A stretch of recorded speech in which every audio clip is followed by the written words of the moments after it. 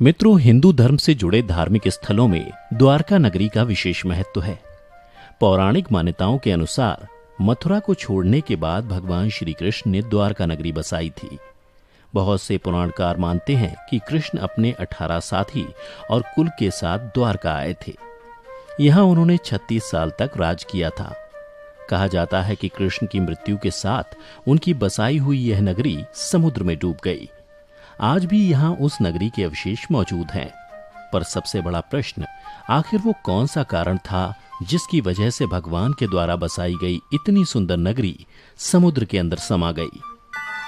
नमस्कार, कृष्ण लीला चैनल पर आप सभी का स्वागत है। द्वारका नगरी श्री कृष्ण की कर्मभूमि के नाम से विख्यात है। महाभारत में वर्णित कथा के अनुसार श्री कृष्ण ने जब कंस का वध किया, तब जरासंध ने प्रण लिया कि वो कृष्ण और यदुवंशियों का समूल नाश कर देगा, और जब भी जरासंध को अवसर मिलता तो वो मथुरा और यदुवंशियों पर धावा बोल देता था। उसका अत्याचार रुकने का नाम नहीं ले रहा था। ऐसे में यदुवंशियों की सुरक्षा के लिए श्री कृष्ण ने मथुरा को छोड़ देना ही बेहतर समझा। मथुरा को छोड़ने के बाद उन्होंने समुद्र किनारे एक दिव्य और भव्य नगर की स्थापना की, जिसका नाम द्वारका था। यहां आने के बाद वो अपने प्रियजनों के साथ सुकून से जीवन यापन करने लगे। वक्त का पहिया घूमता गया और लगभग 36 साल तक कुशलतापूर्वक राज्य का संचालन करते हुए एक दिन उनके देह त्यागने के बाद वैभवशाली द्वारका नगरी समुद्र में समा गई। पौराणिक ग्रंथों में इस घटना से संबंधित 2 कथाओं की जानकारी प्राप्त होती है। पहली माता गांधारी का श्री कृष्ण को दिया गया श्राप, और दूसरी ऋषियों द्वारा श्री कृष्ण के पुत्र सांब को दिया गया श्राप। महाभारत का युद्ध समाप्त होने के बाद महर्षि व्यास के शिष्य संजय ने जब गांधारी को यह बताया कि पांडव अपने साथियों और द्रौपदी संग हस्तिनापुर आ चुके हैं, तो उनको बड़ा मानसिक कष्ट हुआ। फिर भी किसी तरह उन्होंने अपने मन को संभाला, लेकिन जब उन्हें यह बात पता चली कि पांडवों के साथ भगवान श्री कृष्ण भी हैं, तो वह तिलमिला उठी और उनका मन प्रतिशोध के लिए लालायित हो उठा। उन्होंने श्री कृष्ण को श्राप दिया। गांधारी बोली, अगर मैंने अपने आराध्य की सच्चे मन से आराधना की है और निस्वार्थ भाव से पतिव्रत का पालन किया है, तो जिस प्रकार मेरे कुल का नाश हुआ है, बिल्कुल वैसे ही तुम्हारी आंखों के सामने तुम्हारे कुल का भी नाश हो जाएगा। तुम्हारी ये आलीशान द्वारका नगरी तुम्हारे सामने समुद्र में डूब जाएगी। गांधारी के इतना कहने के पश्चात श्री कृष्ण मुस्कुराए और बोले, माता, मुझे इसी आशीर्वाद की प्रतीक्षा थी। मैं आपके श्राप को सहर्ष स्वीकार करता हूँ। फिर वो द्वारका की ओर प्रस्थान कर गए। एक बार की बात है, महर्षि विश्वामित्र, कर्ण, देवर्षि नारद आदि का द्वारका आगमन हुआ और वो भ्रमण पर निकले। वहां कृष्ण पुत्र सांब अपने साथियों के संग मौजूद थे। उन लोगों ने ऋषियों के साथ मजाक करने की योजना बनाई, जिस क्रम में सांब को स्त्री का वेश धारण करवाकर ऋषियों से बोले, यह स्त्री गर्भवती है, आप बताइए इसके गर्भ से क्या उत्पन्न होगा।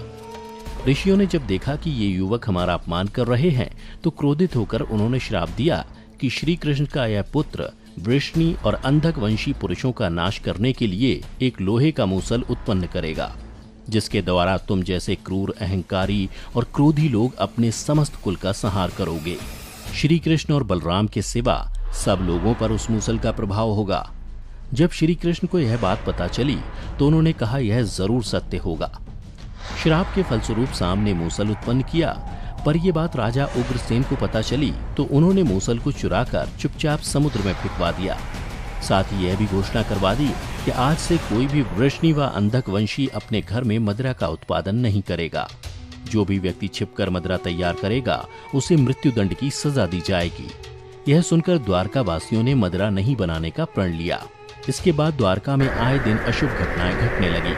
कभी तेज आंधी और कभी तेज तूफान। चूहों की संख्या अचानक से इतनी ज्यादा बढ़ने लगी कि मनुष्यों से ज्यादा चूहे दिखने लगे और सोते हुए मनुष्यों के बाल और नाखून को कुतरने लगे। सारस, उल्लुओं की और बकरे, गीदड़ों की आवाज निकालने लगे। पूरी द्वारका नगरी में अजीब सी घटनाएं घटित होने लगी। गायों के पेट से गधे, कुत्तियों से बिलाव, नेवलियों के गर्भ से चूहे पैदा होने लगे। यदुवंशी तामसिक क्रियाओं में संलिप्त रहने लगे। जब श्री कृष्ण ने नगर में होते इन अपशकुनों को देखा, तो उन्होंने सोचा कि कौरवों की माता गांधारी का श्राप सत्य होने का समय आ गया है। इन अपशकुनों को देखकर तथा पक्ष के 13वें दिन अमावस्या का संयोग जानकर श्री कृष्ण काल की अवस्था पर विचार करने लगे। उन्होंने देखा कि इस समय वैसा ही योग बन रहा है जैसा महाभारत के युद्ध के समय बना था। गांधारी के श्राप को सत्य करने के उद्देश्य से श्री कृष्ण ने यदुवंशियों को तीर्थ यात्रा करने की आज्ञा दी। श्री कृष्ण की आज्ञा से सभी राजवंशी समुद्र के तट पर प्रभास तीर्थ आकर निवास करने लगे। प्रभास तीर्थ में रहते हुए एक दिन जब अंधक व वृष्णिवंशी आपस में वार्तालाप कर रहे थे, तभी सात्विक ने आवेश में आकर कृतवर्मा का उपहास और अनादर कर दिया।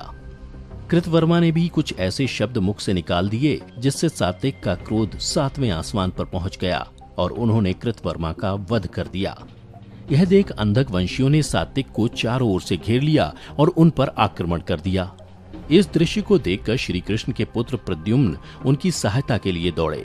सात्विक और प्रद्युम्न अकेले ही मोर्चा संभाल रहे थे, लेकिन अंधक वंशियों की संख्या अधिक होने के कारण उन्हें पराजय का सामना करना पड़ा और अंत में उनके हाथों मारे गए।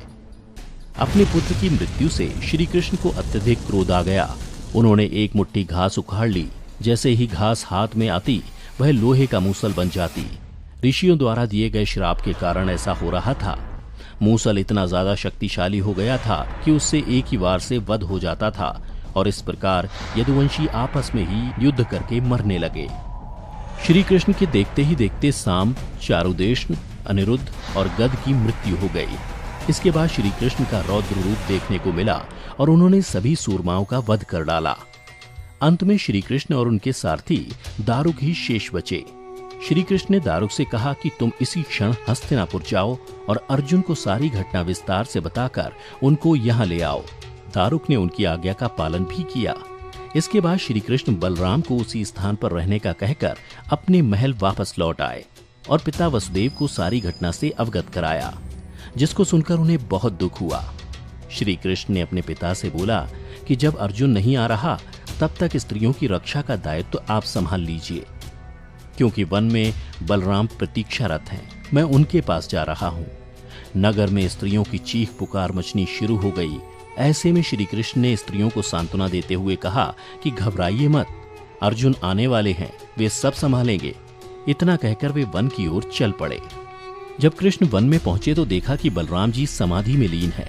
अचानक उनके मुख से एक सफेद रंग का सर्प निकला और समुद्र की ओर चला गया। वो कोई सामान्य सर्प नहीं था, क्योंकि उसके हजारों मस्तक थे। इतना ही नहीं, समुद्र ने स्वयं प्रकट होकर उस शेषनाग का अभिवादन किया। कुछ ही देर में बलराम ने अपने शरीर को त्याग दिया। श्री कृष्ण उस सूने वन में अकेले विचरण करते हुए गांधारी के श्राप के बारे में चिंतन करने लगे और अपनी इंद्रियों को संयमित करते हुए महायोग की अवस्था में धरती पर लेट गए। तभी जरा नाम का एक शिकारी अपने शिकार की तलाश में वहां आ पहुंचा। दूर से उसे लगा कि वहां कोई हिरण है और उसने वाण चला दिया। जब वह अपने शिकार को पकड़ने के लिए आगे बढ़ा तो देखा वहां श्री कृष्ण थे। यह देखकर उसे बड़ा पछतावा हुआ। श्री कृष्ण ने उस शिकारी को आश्वासन दिया और परम धाम चले गए। वहां पर कई मुनि और देवताओं ने उनका भव्य स्वागत किया। वो शिकारी हस्तिनापुर गया और पांडवों को पूरी घटना की जानकारी दी, जिसे सुनकर पांडव बड़े दुखी हुए। दूसरी तरफ अर्जुन भी द्वारका पहुंच गए थे। वहां की स्थिति देखकर उनके मन को बड़ा क्षोभ हुआ। श्री कृष्ण की रानियों ने जब अर्जुन को देखा तो उनकी आंखों से भी अश्रु की धारा निकल पड़ी। इस दृश्य को देखकर अर्जुन की आंखें भी नम हो गईं। वहां का पूरा माहौल ही शोकमय हो गया। वसुदेव भी वहीं उपस्थित थे। उन्होंने अर्जुन को श्री कृष्ण का संदेश बताते हुए कहा कि द्वारका नगरी समुद्र में डूबने वाली है, इसलिए आप नगरवासियों को लेकर किसी सुरक्षित स्थान पर चले जाओ। वसुदेव जी की बात सुनकर अर्जुन ने दारुक से सभी मंत्रियों को बुलाने के लिए कहा। मंत्रियों के आते ही अर्जुन ने कहा कि मैं सभी नगरवासियों को यहाँ से इंद्रप्रस्थ ले जाऊंगा, क्योंकि शीघ्र ही इस नगरी को समुद्र अपने में समा लेगा। अर्जुन ने मंत्रियों से कहा कि आज से 7वें दिन सभी लोग इंद्रप्रस्थ के लिए प्रस्थान करेंगे, इसलिए आप शीघ्र ही इसके लिए तैयारियां शुरू कर दें। सभी मंत्री तुरंत अर्जुन की आज्ञा के पालन में जुट गए। अर्जुन ने वह रात श्री कृष्ण के महल में ही बिताई। अगली सुबह श्री कृष्ण के पिता वसुदेव जी ने भी प्राण त्याग दिए। अर्जुन ने विधि विधान से उनका अंतिम संस्कार किया। वसुदेव जी की पत्नी देवकी, भद्रा, रोहिणी व मदरा भी चिता पर बैठकर सती हो गईं।